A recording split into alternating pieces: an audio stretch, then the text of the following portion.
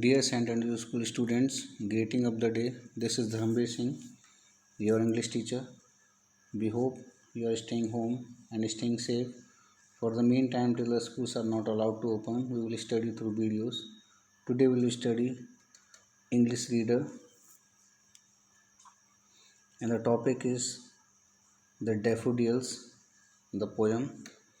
Watch this video very carefully because in the end of this video I will give you some small assignment based on which you will be evaluate. Dear students, in earlier video I have given you descriptions of for PA1 syllabus, and this is under which we today we will cover first chapter. The name of chapter is the daffodils. Dear student, this is poem. The present poem deals with flowers named daffodils. The poet describes it very beautifully, and the name of this poet of this poem is, dear students, William Wordsworth. Let's start. Let's see. I'll read this poem to you and explain side by side. Okay. I wandered lonely as a cloud that floats on high over vales and hills. Vales here refer to valleys, dear students. When all at once I saw a crowd, a host of golden daffodils beside the lakes, beneath the trees, fluttering and dancing in breeze, continuous as the stars that shine and twinkle on the Milky Way. They stretched in never-ending line along the margin of a bay. Then thousands saw at a glance, tossing their heads in sprightly dance, the babes besides them dance, but they outdid not sparkle babes in glee. The poets could not but be gay in such jocund company. Jocund company means there is one cheerful or mercy. I gaze and gaze, but little thought what wealth the soul to me had bought. For out when on my couch I lie in vacant or in pensive mood. Pensive means thoughtful mood. The flash upon in bird eye, which is the bliss of solitude. Solitude means, dear students, being alone, and then my heart with pleasure fills and dance with daffodils. Dear student, this is the poem deals with flowers, basically daffodils. A poet is describing the nature, the beauty of daffodil flower very beautifully. Okay, the poet assumed himself as lonely. He is in cloud, valleys, and hills. When at once he saw a crowd, a host of golden daffodil. Host means a large amount. Okay, beside the lakes, beneath the tree, fluttering and dancing in breeze. This is the poet describing the nature of flowers and continuously start then sign his nature of flowers, what they used to do, how they look, how they shine, how they twinkle, like he's comparing his twinkling with Milky Way, and he's stretching never ending line. He's just along the margin of a bay. Then thousands I saw at glance tossing their heads and spreading dance.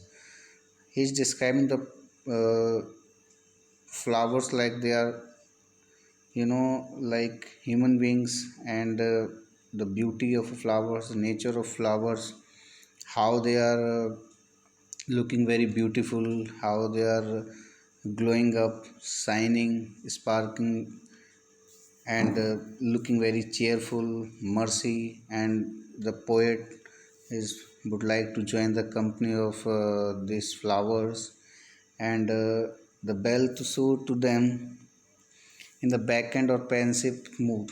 He is thinking that the flowers are thinking something, and they flash upon in bird eye, which is bliss of solitude. Solitude means they are alone, but they are living very happily. They are enjoying, they are dancing, they are spreading their heads, and they are showing unity. They are standing together. Thousands of flowers. He is looking at glance. At glance means at sight. He is looking lots of flowers. They are living together, standing their heads, and he is putting lives in flowers. That is the beauty described by William Wordsworth. The poet name is William Wordsworth. This is small poem, dear students. Read at home, and if you are facing any problem, you can ask me. Okay, there are some birds which are appear in poem. Let me explain the meaning of that. A whale in the starting of the first line, the bird whale. Whale means bellies, and sprightly means lively. Lively means they are assuming, the poet is assuming the flowers are lively. Oft means often. Often means the things which are occurs regularly or often. Often means sometimes. Then solitude means being alone. Flowers, they are alone but they are looking very happily. Host means a large number. Large number of daffodil flowers are shining there. Now jocund, it means mercy or cheerful. Then the bird pensive came there. Pensive means thoughtful. And pleasure, as you all know, pleasure means happiness. I hope students you understood this poem. And if you are facing any problem, you can ask me. In the starting of this video, I told you I'll give you some small assignment. So there are, if you look here, comprehension A, choose the correct options. Some options are given to you. The clouds were once. Four examples are attached to it. House, building, hills. You have to tick the correct answer. And if you don't have book, you have to mention this. You have to complete this comprehension exercise in your fair notebook, dear students, and complete the B part.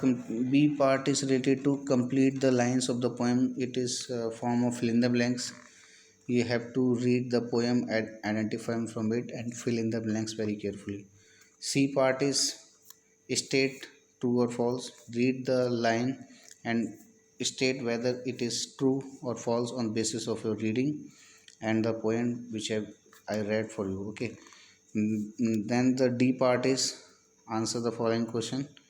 You have to write the answer of these three questions. Where were the daffodils? You have to write the place where they are. And what does the poet remember the daffodils? You have to mention here.